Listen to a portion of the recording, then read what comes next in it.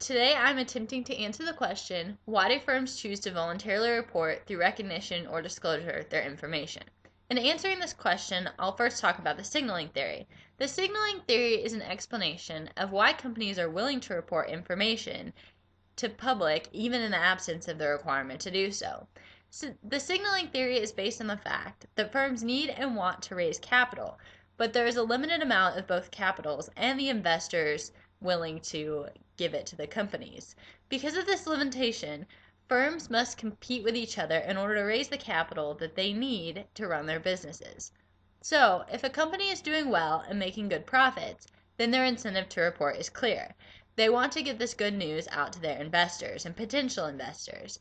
They will be more likely to invest in a company that is showing good news. Part of the signaling theory also talks about that when companies don't report, the market's going to assume they have bad news.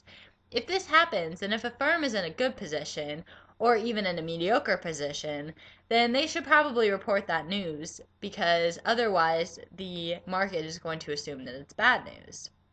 Finally, if a company does have bad news, it may seem like they don't have an incentive to report, because the market would assume they have bad news, and that's true.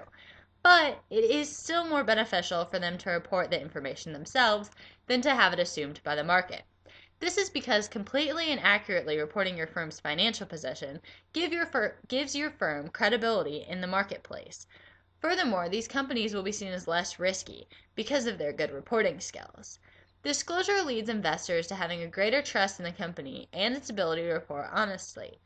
This trust makes the firm a less risky investment.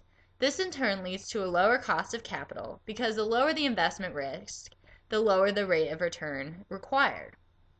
This is because investors are willing to accept a lower rate of return if the investment is less risky.